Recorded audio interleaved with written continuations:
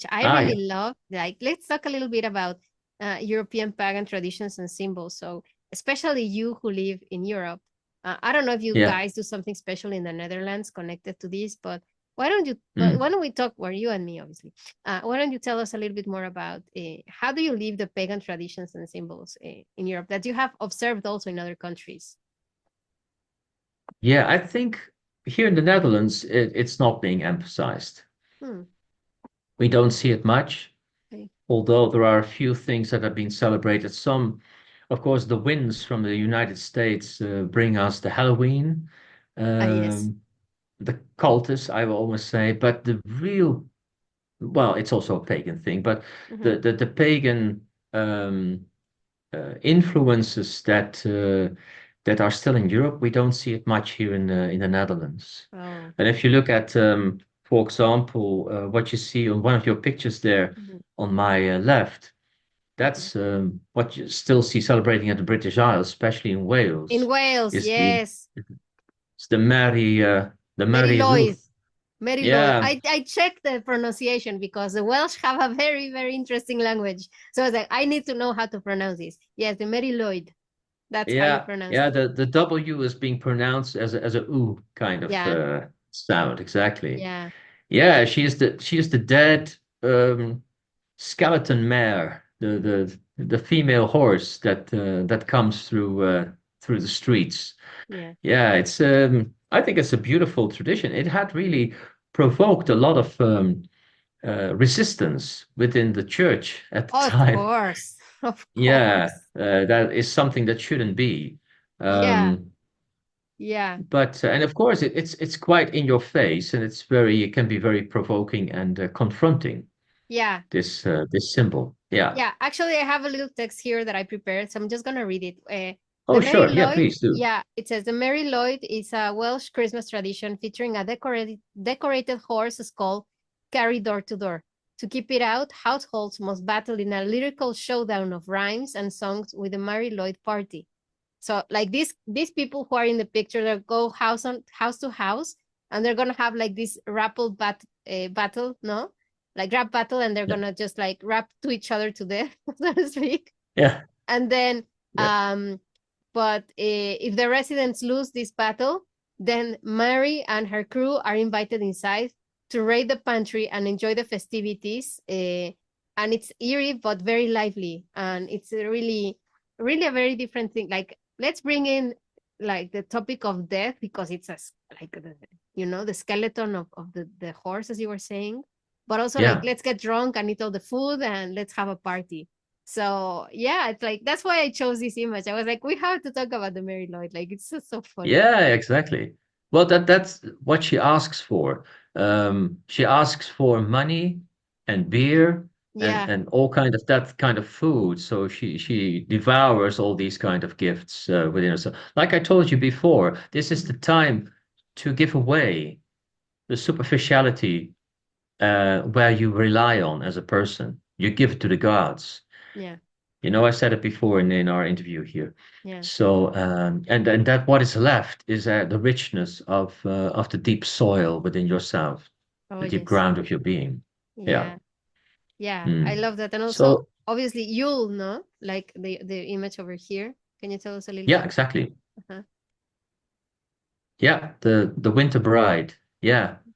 Yeah, it's beautiful. And we see that still, for example, also in the south of Germany and in Austria. Mm-hmm. The village where I often comes, although it's Roman Catholic, and sometimes I see it as very traditional Roman Catholic, what happens in these little towns, but at the Yeah. same time, they're still connected to the land and to the old pagan traditions Oh because yes. it's part of the culture, for example. So they harbor a lot of old traditions, and Mm-hmm. and they still combine these two things. Yes. It's really beautiful how they do it. Yeah. Yeah. So let's I'm gonna actually change slide now. But just give me Okay. a second Yeah. because my mouse is misbehaving today. But wait, no, that's not there. Where is it? I'm missing one. Oh my god, I'm missing a slide. I don't know why I'm missing a slide. Because, well, okay, I'm gonna keep this, but because I had prepared this slide with an image of because that's bringing the shared symbolism between Christianity and pagan roots, and Right. so I had this image of obviously Santa Claus, which was Yeah. the idea is also pagan. No, there was this man that brought gifts to children, and also there's the elf on the shelf, and we have some elves here in this image. So the elf on the shelf Yeah. is completely pagan. Also, the Christmas tree Yeah. is pagan in origin, like the star with the 5 Yes. points. All of this is like, yeah, completely pagan. So we're bringing those two together. So I don't know, like, why do you think that people still want to integrate these pagan elements into the tradition of Christmas? Well, because of course, Christmas is just a later adaptation of a lot of pagan customs actually Mm-hmm. that came actually before the whole thing about Christmas. Mm-hmm. And again, it's all about the birth of light, and it includes a lot of certain customs like bringing gifts. Mm-hmm. It has also been incorporated within the Christian story Yeah. with the birth of Christ. Mm-hmm. And so we see the same happening here with the idea of Santa Claus Yeah. as this otherworldly being coming somewhere from the North Pole or whatever it is, Yeah. and with these helpers, fairy beings or dwarves, Yeah. and yeah, they come with special things for people. Yeah. Yeah, Yeah, definitely. exactly. So Mm-hmm. yeah. Yeah. Um, Uh-huh. And there are many different examples. I mean, in here in Holland, in the Netherlands, we have not only Santa Claus, but also Saint Nicholas, who is actually also a historical figure, but it's Yeah. the same theme.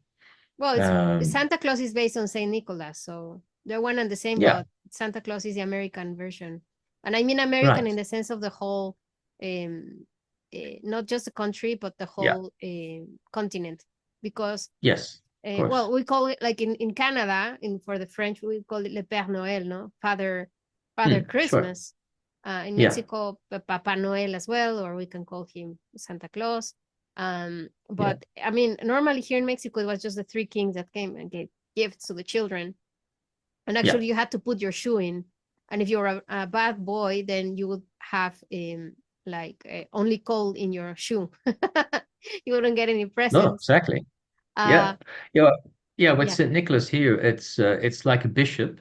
Mm-hmm. That's probably also the historical part Yeah. behind the whole legend of Saint Nicholas, who Mm-hmm. was like a bishop um, who bought children from slavery markets to set them free.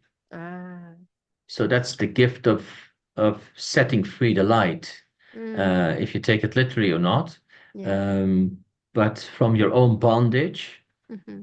And the bondage you have to find out within the whole period that we are talking about, like Advent, Yeah. until the birth of light, is how do I want to be reborn anew? How do I set myself free in that Yeah. new light? Yeah. And in that light, can I bring my own light to the fore, like Yule does with the candle? And can I put the crown upon my head, Mm. like Christ, and become, a new authority of and unchain myself? That's also part of the Saint Nicholas story. Wow. And again, he also give gifts to children in their shoes at night. Mm. It's a nice story. Some parents don't want to tell these stories to their children because they say they are lies.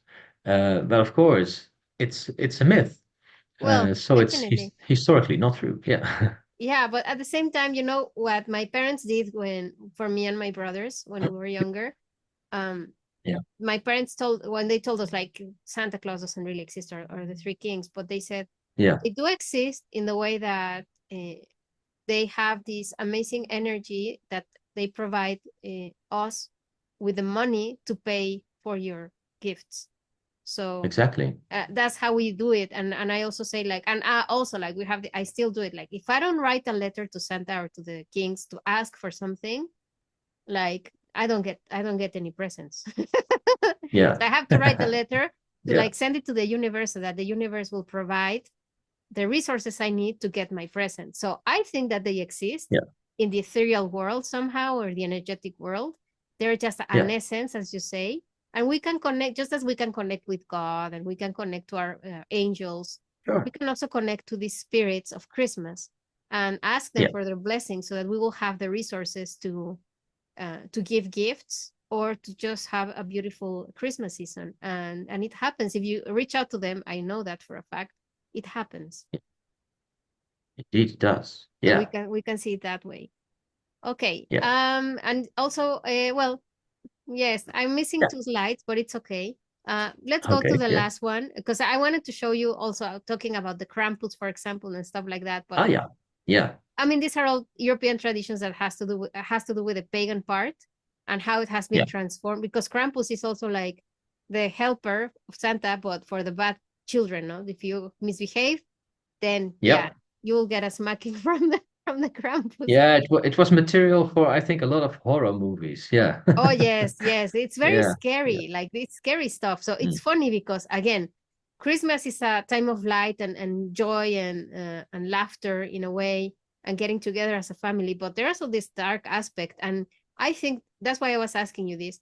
Like, why do you Yeah. think that this prevail? And I think my hypothesis is because our psyche somehow recognizes the darkness of the moment, Yeah. that part where it's very fearsome to go into the darkness like that, Mhm. but and so we hang on to these rituals and this idea so that we can cope with what is going on around us, and Very it much. makes it like it's the whole pagan thing. Like for instance, the evergreens.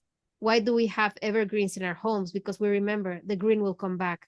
Not everything that is green will get lost, and the lights and all of these elements, they're just reminding us um, that we need to bring nature within and Yeah. put the lights on it. And it has to do completely with this idea of Jesus being born as a light. And actually, for the Romans, it was called the Sol Invictus as well. No, we Yes. can compare these two archetypes: Jesus with his halo, with his big solar crown, just like Mm. Horus, and the Sol Invictus and Mithra, and all of these other deities in Mexico with Tlopochtli with the Aztecs. He was Yes, of course. a war god. He was Yeah. a very bloody war god, but he's Mm. born on the 21st. So I think this is very interesting as well to see, you know, that that pagan connection is there. I mean, that's why I love Mm. both Day of the Dead and Christmas, because I can get out my pagan self and be completely pagan, and people won't even notice that I'm doing a pagan thing. Mm. But at the same Yeah. time, I'm still keeping Sure. it Christian, which is really beautiful in a way. Well, of course, still, if we can just see them all as parallel stories that are hinting at the same thing, we can see Mhm. the whole universality in it, Yeah, and that they're all being led by the same cosmic cycle for thousands of years. And then we can all appreciate the stories that are behind it, yeah, including the horrific part of it, yeah. because that's included for the mature people, not per Mhm. se for the soft-hearted people, but Oh yes. spiritual mature people who are willing, they're waiting for their death in a spiritual sense, and also the confrontation with their own darkness. Yeah, that's important. That's the Krampus. That is the mare that we are willing to face because we Mhm. are looking for truth. Only Exactly. then can the true light dawn at the winter solstice. Mhm. Otherwise, the Christ will not be born within you, you Yeah, see? yeah, definitely. That makes so much sense that we have to face our darkness so that Of and course. light Yeah. it up, see what it is, and Yeah. then do some cleaning. Like, I mean, it's simple. We cannot be 100% clean ever because life happens and you get dirty again. But Yeah. it, let's like try to bring the light into it and also recognize that it's part of our own nature. It's part of our growth, and not be Yeah. so hard on ourselves when we realize about our dark side, but embrace it Mhm. and also use it to our advantage. As we were talking in the past few programs, talking about the liminal state between like the veils being open precisely at the time of Halloween or Samhain and the Day of the Dead. That's when the process Certainly. begins, that we can get into Certainly. it, yeah, and use it to our And all the advantage. Yeah, and all the gods or the semi-gods like Jesus, like Mithras, etc., Mhm. like Adonis, they come with a kind of bloody, horrific side of it, but that is only because of the self-sacrifice. Oh, yes. You know, Christ at the cross is a horrific thing, Oh, yes. but it's needed to be reborn again. Mithras is the same thing. He Mhm. kills his most beloved bull. So Mhm. something has to be sacrificed. That is the whole period of Advent. Mhm. It is going within Yeah. and knowing that you have to discover something that out of a sacrifice you are being reborn into the light. And Yeah. nature again does it all the time. It sacrifices, it Exactly. fruits, it blossom, it dies for the sake of the new life. Yeah. Nature is a great teacher in that sense, and it Definitely. does it willingly. Yeah, Yeah, because it's part of what it is. Like it is inherent exactly. to it. Nature just inherently knows that it Yeah. will return. Yeah. So we Yeah, just it need to does be it for, reminded. Hmm. yeah, exactly. Yeah. Yeah. And of course, nature is within us. Oh, So yes. if we allow ourselves to go in that part of our Mhm. being, Yeah. and just let this whole prefrontal cognitive part not rule the Mhm. show for this time of year, Mhm. we may be in accord with nature Yeah. and that natural flow of birth and death. Yeah. Hello, Synchronauts. Thank you for watching this excerpt of one of our Elysian Roundtables episodes with Mike Bais from Circle of Avalon. Please subscribe to our channel if you haven't done it yet. Click on the little bell so that every time we have a new video, you can come and check out what we're doing. And please leave us in comments what do you think about what we have shared on this video. Thank you so much, and we'll see each other very soon. Bye.